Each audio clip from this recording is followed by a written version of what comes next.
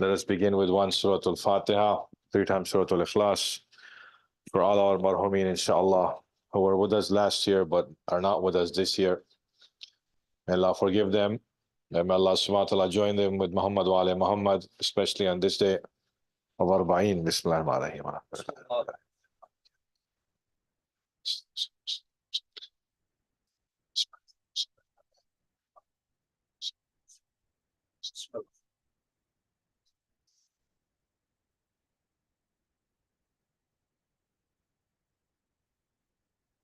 أعوذ بالله من الشيطان اللعين الرجيم بسم الله الرحمن الرحيم أفوض أمري إلى الله إن الله بصير بالعباد ما شاء الله ولا حول ولا قوة إلا بالله العلي العظيم بسم الله الرحمن الرحيم الحمد لله رب العالمين وبه نستعين وهو خير ناصر ومعين وصلى الله على محمد وآله الطيبين الطاهرين واللعنة دائمة على أعدائهم أجمعين من يوم ظلمهم إلى قيام يوم الدين أما بعد صلوات على محمد وآل محمد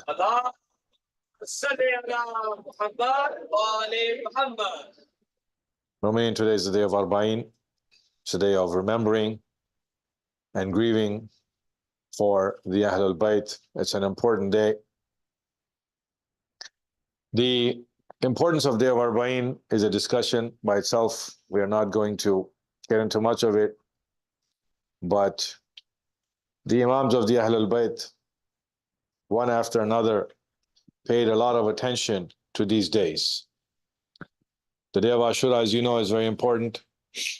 And after that, the Shahadat of the different members of Ahlul Bayt, one after another.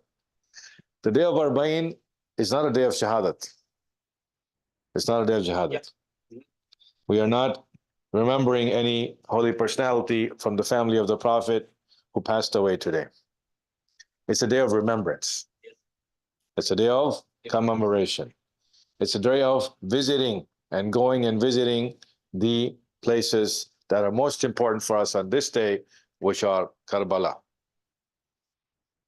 Each of the Imams, alayhim salam, one after another, in their families, in the Shia community at that time, because as you know, each Imam came at a different time and they faced different challenges with their families, with the ladies and the children and the Shia community. The seventh Imam, for example, was in prison for 14 years. 14 years he spent in prison in Baghdad.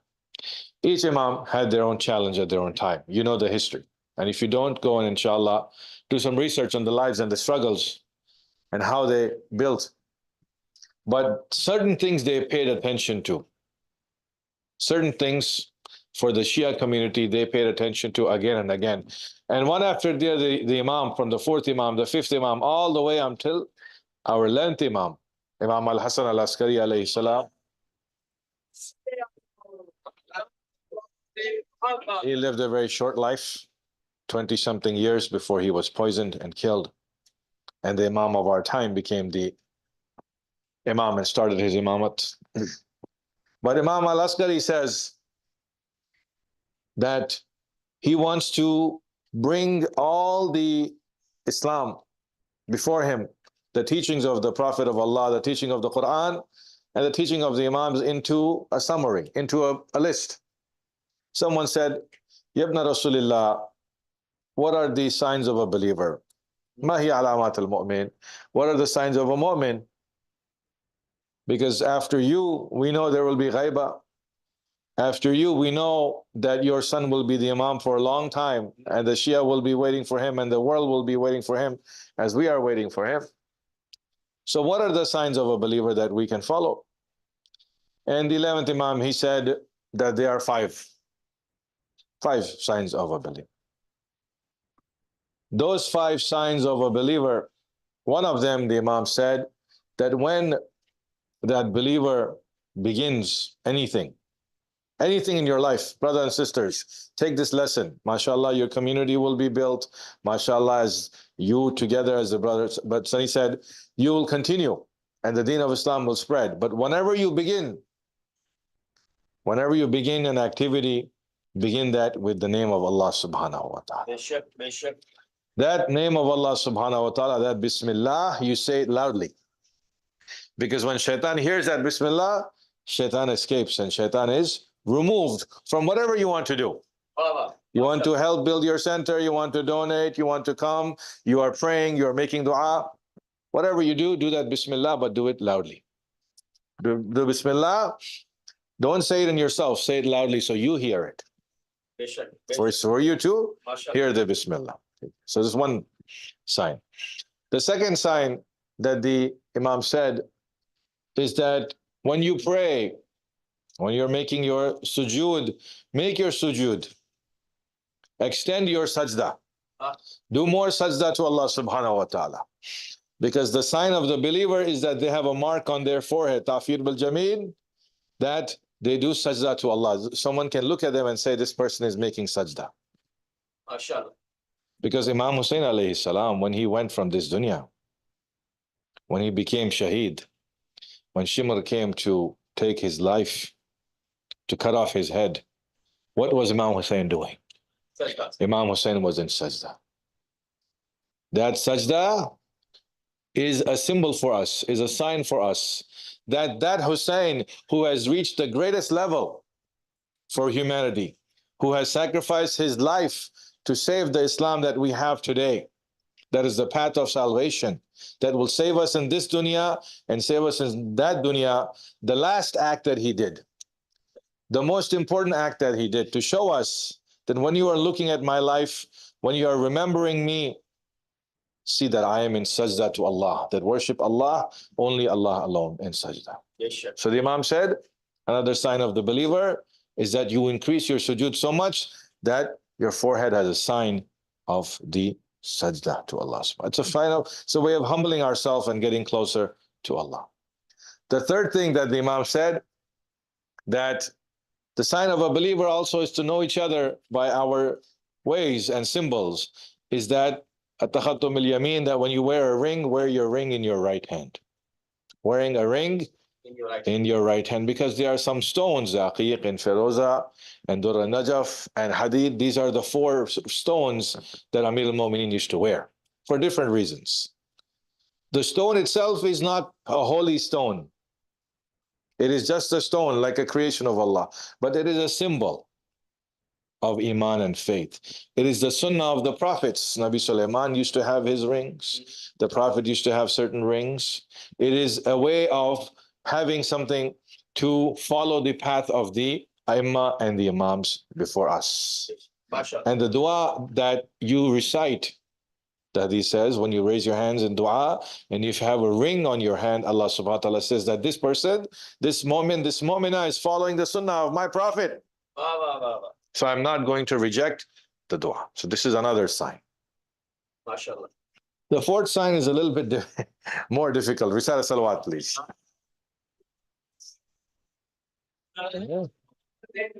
Before I come to the last one, the fourth sign briefly.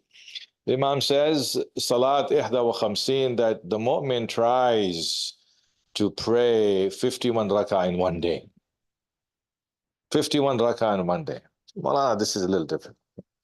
51 rak'ah, why? Because you have the wajib salawat, right? The 17 rak'ah from Fajr, Dhuhr, Asr, Maghrib, Isha, the wajib ones. As much as you can, pray that in Jamaat in your homes. My dear young brothers and sisters, pray that in Jamaat together with your family members. You only need 2 people to pray Jamaat, not more than that. For Jum'ah, you need 5. But at home, anywhere else, you need 2 people. Male or female, child or adult, doesn't matter. 2 people. So pray that wajib prayer, and then there's nawafil prayer, as you know, 2 before Fajr, 8 before Dhuhr, 8 before Asr, 4 after Maghrib, and 2 after Isha. 1 or 2 after Isha, depending on how you pray. But that's 51 rak'ah, plus Salatul Layl, plus the 11 rak'ah of Salatul Layl, Namaz al-Shab, which is to be recited before the time of Fajr, and after midnight, after the astronomical actual midnight, you perform the Salatul Layl. We see that the Ahlul Bayt never missed the Salatul Layl. For them it was wajib. For the Masoom, Salatul Layl is wajib. For us it is not wajib, but it is highly recommended. It's one of the most powerful and important prayers, that you wake up before Fajr, and now the days are getting shorter, you wake up before Fajr and you try to do as much of that Salatul Layl as you can. So this is something we should try toward. It's good to have something in your life that you feel uncomfortable, and you're always trying to reach that goal, and you're pushing yourself toward that spiritual goal. It's good to have that goal. So this number 4 is the sign that the Imam said. And the last one that he said is very strange, because you look, sajda you can do every day. The ring you can wear every single day. Bismillah you can say loudly every single day.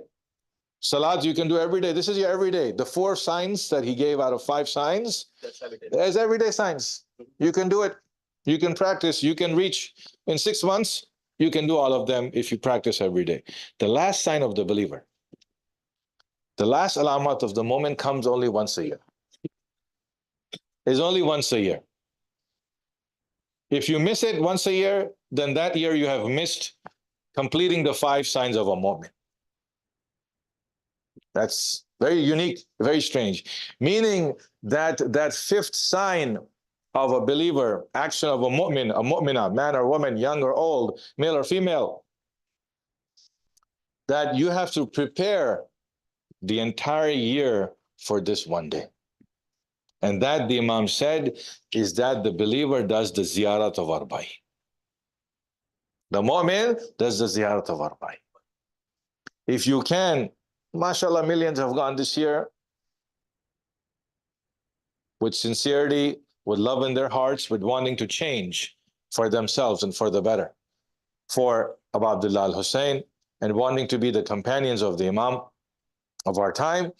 That ziyarat of Arbaeen is the 5th important sign. If you cannot go to Karbala, then you take the time, like we are doing here, to sit and remember and commemorate Karbala, to remind ourselves of the message of Karbala. Yani Karbala is something that is equal to the worship of the entire year. Ziyarat of Arbaeen is equal to all those things, all the prayers that you are doing the entire year. Or I can say another way, those prayers and those namaz are not accepted without the ziyarat of Arbaeen. Without the ziyarat of Arbaeen, people can pray and have long beards and pray every salat, but if there's no love of Ahlul Bayt, then that salat and namaz is not the salat of a mu'min. It's salat of a Muslim, but it's not salat of a mu'min. Because iman is love of Ahlul Bayt, and love means not doing anything, just being there, showing up to show your love and support for Ahlul Bayt. Risala Salawat, please, and move forward a little bit. I mean, these were our discussions, but today, the day of Arbaeen, day of remembrance, how is it that we remember this day of Arbaeen? We see that when the Ahlul Bayt are taken to Damascus and they are in the dungeon, over there in the prison, over there, they cannot move. They are not free, and they are kept as prisoners for some time. There is a Christian man, the riwayat says, and that Christian man is going with his family. He says, I want to go to this Muslim king, yani the Khalifa, Yazid of the time, and I want to get some gift for him, from him, so I can go home to my Christian town. Because at that time, Rome was still Christian. And he says, what do I do? So he goes, and he has no money with his family, his wife and his daughter, the tradition says. He goes and he looks for something to take to the Khalifa, so that the Khalifa will accept this gift and give him some money, because he needs money. He goes and he looks for an animal. He goes and he hunts, he finds a deer. He finds a deer. He takes that deer, he traps that deer, and the deer is alive. He's taking that deer with him to the Khalifa. He's walking, so when he went hunting outside in the countryside. And when he's coming back to Damascus, he's passing by this dungeon. He's passing by this dungeon, this prison. The deer, the riwayat says, comes to a certain place and it is not moving. He's pulling the deer, he's bribing the deer, he's giving the deer water, it will not move. A deer is a strong animal, it's a big animal, it's not a small animal, it can run fast. It's not moving. So when the deer is not moving, this Christian man and his family, his wife says, something is happening here. We cannot move. We cannot go. This Christian man, he looks around. He says, what is this place? Are there some people in this prison, in this dungeon? He goes and he investigates. And when he investigates, he finds that in that zindan, in that dungeon, the Ahlul Bayt are being kept. That Imam Sajjad, he looks inside and he sees a man. He says, you look like an old man to me. You are sitting there with chains in your hands and chains in your neck. My brothers and sisters, Imam Zain al-Abidin is only 23 years old. He's 23 years old. He's not older than that. And this man says, who are you people? Why are you in chains? Who are these ladies? Who are these children over there that you have? What is this small grave that is in the prison? There is a small grave in that prison of Sakina. And this Christian man says, what is your story? So the Imam tells him the story of who they are. The Christian man says, I am going to the Khalifa of the Muslimin, and you are the children of the Prophet of the Muslims. You are the family of your Rasul. You are the family of Nabi Allah. The Christian man says, I have never heard that the Jews did this with the children of their prophets. I have never heard that the Christians did this with the children of their holy people, that they put them in prisons and they killed them and they massacred them. When he listens, he says, people have to know. People have to know about this. You are in prison, they have to know. So he goes on every single door in that area and he starts this revolution. Sometimes someone who is not Muslim is used by Allah subhanahu wa ta'ala. He bangs on every door. He says, look, the children of your prophet are over here. Did you know about this? Did you hear about this? And the Muslims, they start listening and they start paying attention because of the propaganda is against Ahlul Bayt. And then the word reaches Yazid. Yazid says, go take that Christian man, take him out. Remove him from there. And his life is in danger. Some people come and attack him. Some soldiers come and hit him. And then he comes back to the Imam. He says, you are the son of the Prophet of Allah, and I am Christian. If you are truly the son of the Prophet of Allah, where is the power that Allah gave your Prophet? Where is the strength that Allah gave your Nabi? The Imam prays for him and saves his life because his life was in danger. He was sick. Imam prays for him to be cured. Imam Zain al-Abidin prays for him to be cured, and he's cured. He's free. The Imam says, you need gold? Here is some gold. You need wealth? Here is some wealth. The Christian man says, you have money? I have money. Is the Imam? He can ask Allah subhanahu wa ta'ala for money from different places. The money comes to him. It is not material wealth, is not never a problem for the Ahlul Bayt. The Christian man says, you saved my life when people attacked me. You gave me money because I was going to the Khalifa for money. Now I have money, I can go home. What do you really want? How can I repay you? The Imam says, our love is all I'm asking. That if you want to be saved, O Christian person, have our love in our heart. Know who we are and remember us. And go tell our story to the dunya and to the world. Go tell our story to the dunya and to the world. So this Muslim, this Christian man takes that message, accepts Islam with his wife and children, and he goes back to his city where there are Christians, and he goes and tells the story of Ahlul Bayt over and over again. And then starts that revolution where all the word reaches Yazid that you cannot keep the children of Rasulullah like this. You have to let them go. You have to let them go back home. And a time comes in that dungeon, my dear brothers and sisters. Risala Salawat, please.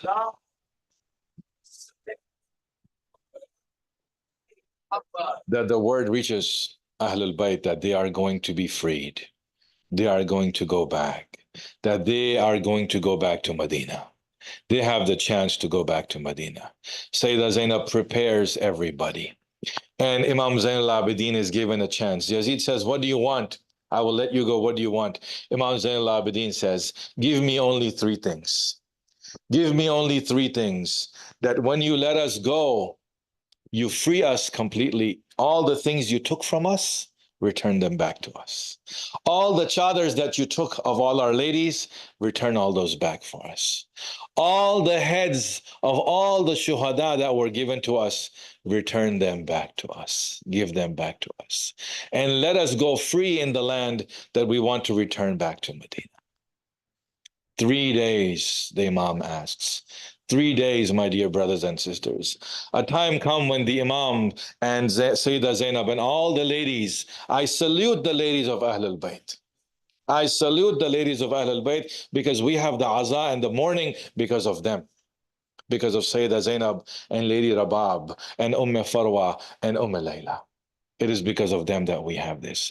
They turned together and they got together and they turned toward Karbala and they said, Assalamu alayka ya Aba Abdullah.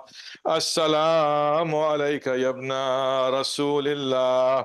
Assalamu ala al-Husayn wa ala Ali ibn al-Husayn wa ala awlad al-Husayn wa ala ashab al-Husayn. Sayyidah Zainab is sitting there in that place where there is now a masjid. You can go and pray. And there's a big, big pot over there. All the heads were brought back to them.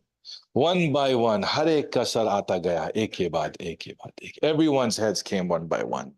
Imam Zainul Abidin stood there with his back, it is bent, and he looks like an old man, and he takes the head of one shaheed. He puts it in that place to wash it. He cleans the head of the shaheed, and he returns the head of shaheed to each one of the ladies that receives the head. Sometimes the head of Habib comes. Sometimes the head of Muslim comes. The Imam says, "Oh, Sahabi of my father Hussein, you are now in Jannah with my father, and I bear witness that you have become Shaheed." But I want to ask Imam Zainul Abidin, what did he do when the head of Abul Fadl Abbas came? When the head of Abbas came and he began cleaning the head of Abbas, he must have stood there and cried with Sayyidah Zainab, "Oh, Pupi Amma, this is the head of Abbas.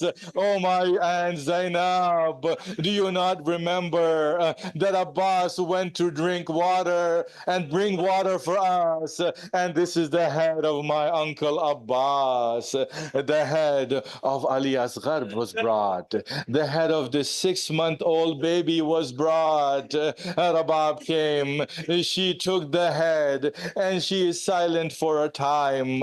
And then she asks the head of Ali al-Asghar, "Ya Bunayya, oh my son, Amithluka Tunhar, oh my son, do they kill children in Karbala the same way that the animals are slaughtered? Oh my baby Ali al-Asghar, what was your fault that you were killed in this way?" She takes the head of Ali al-Asghar.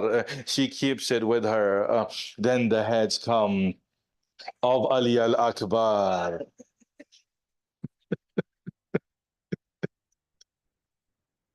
May Allah make you cry only for about Dalal Hussein. May Allah make you weep only for about Dalal Hussein. Give your condolence to Fatima to Zahra today. Give your pursa to Imam Zainul Abidin. Give your pursa to Imam Mahdi who is waiting for you today.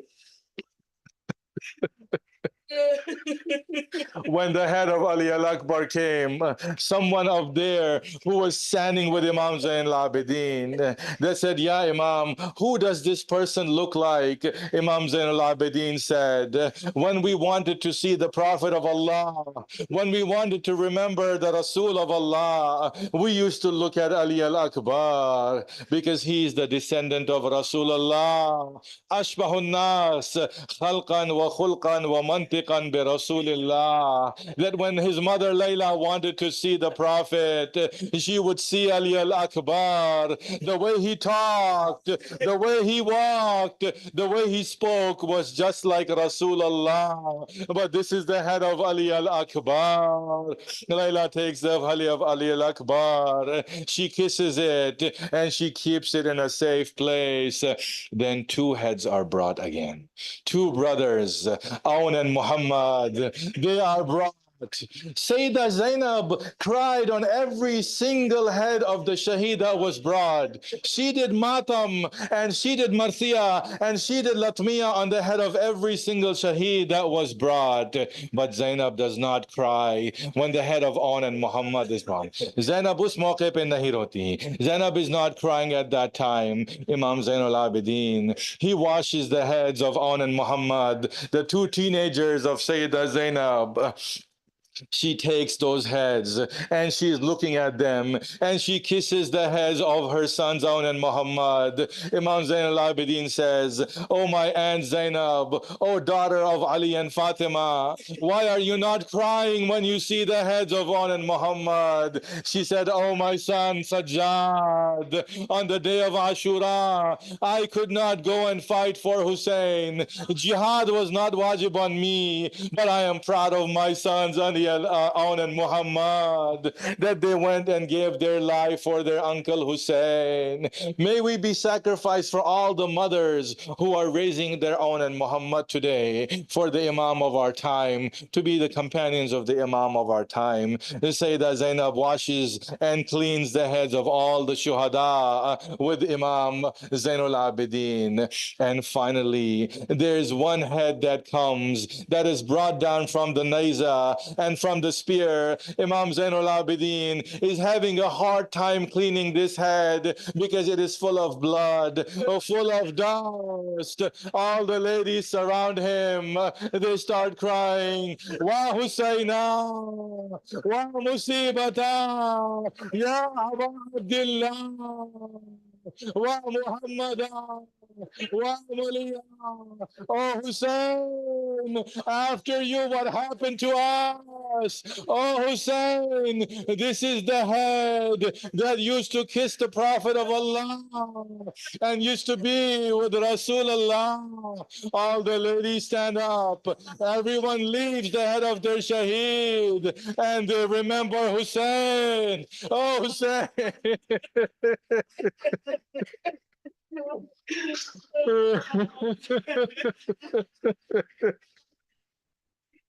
There is no day like your day, O Hussein. La yawmun ka yawmika Aba Abdullah. Oh Hussein, after you, what happened to us? Rabab is telling her story to Hussein. Layla is telling her story to Hussein. Farwa is telling her story to Hussein. "Oh Hussein, I gave my Qasim for you. Are you pleased that Qasim is with you in Jannah? Oh Hussein, is my Ali al-Asghar, did he receive any water or milk in Jannah? He is only a baby. Oh my Hussein, On and Muhammad are with you in Jannah. Have they received water? Oh Hussein, is my son Ali al-Akbar with you in Jannah?" All the ladies stand around the head of Abu Abdullah and they are doing the azah, and we are thankful to those ladies. Because of them we have the Majlis of Imam Hussein today. One after another, the head comes, and Imam Zain al-Abidin prays and makes his salat in that blessed masjid. Inshallah, when you go for ziyarat, you're able to see that holy place. Then they prepare. After that, all the chadar and all the clothes and all the rida that was taken from the Ahlul Bayt are returned. One after another, one after another. Sayyidah Zainab gets her chadar back.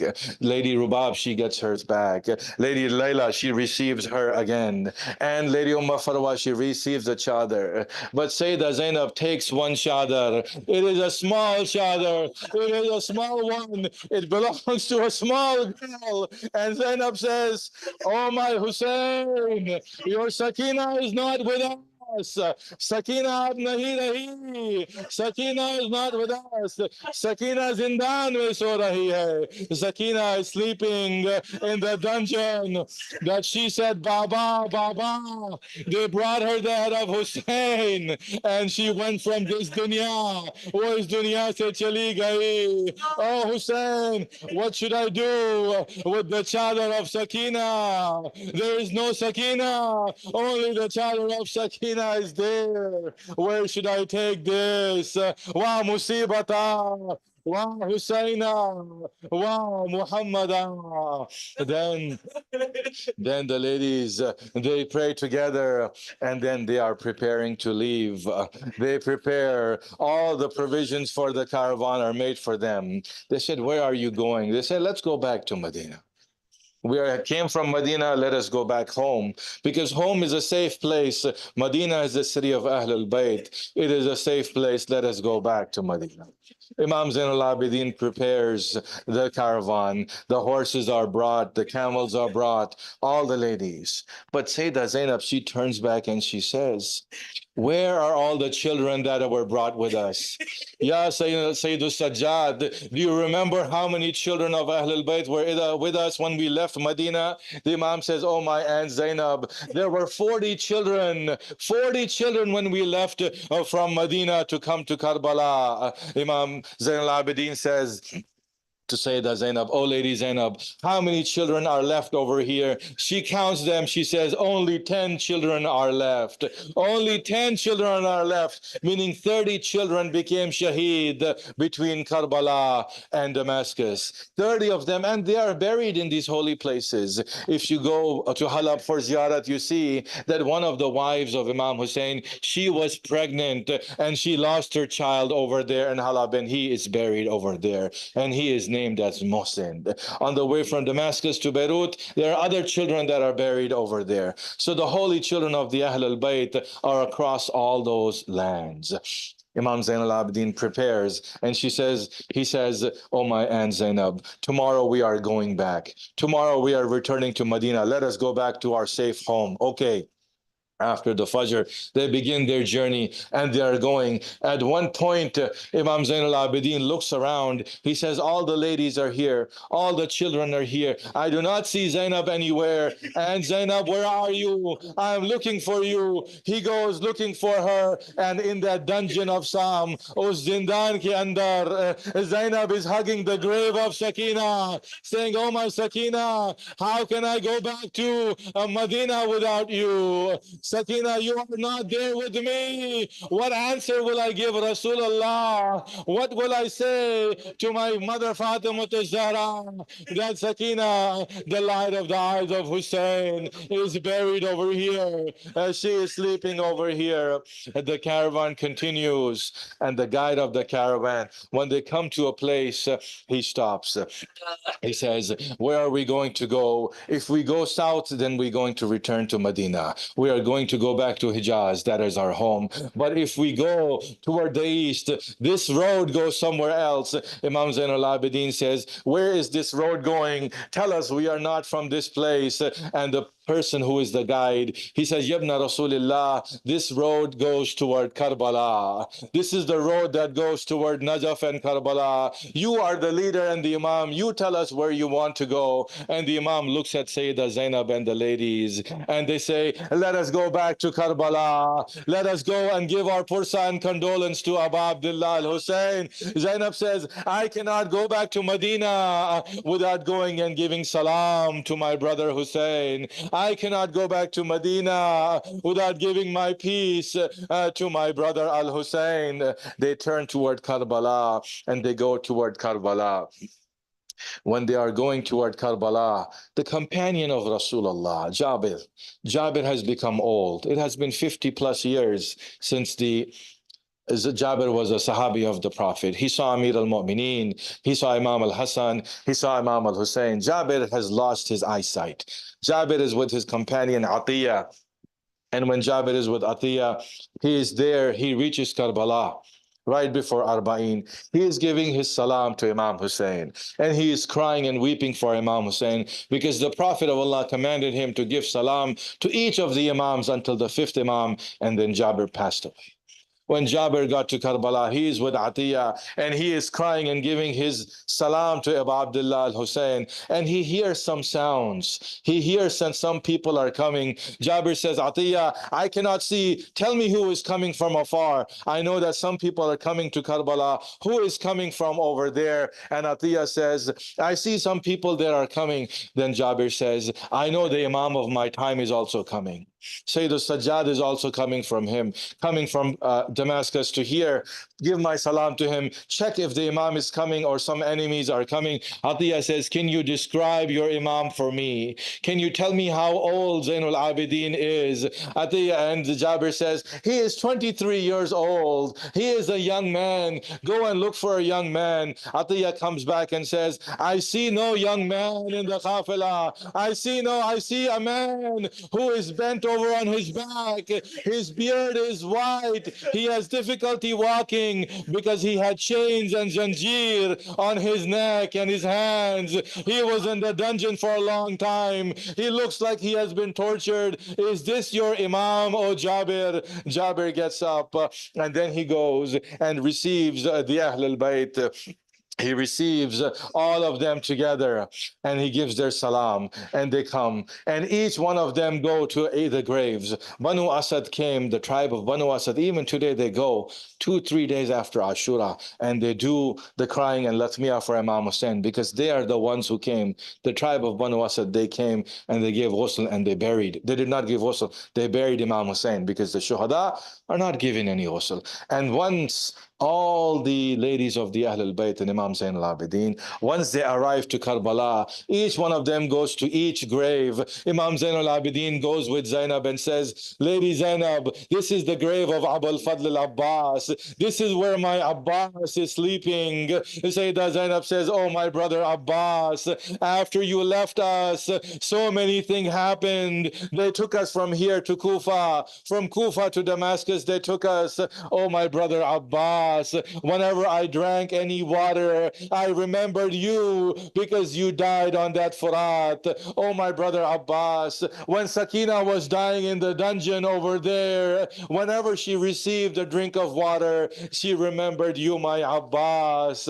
Then they went to each of the graves. The ladies went to each of the graves and gave their salam and pursa, and they cried. And that is the first place that Sayyidah Zainab got together with the ladies and remembered Abu Abdullah al-Hussein.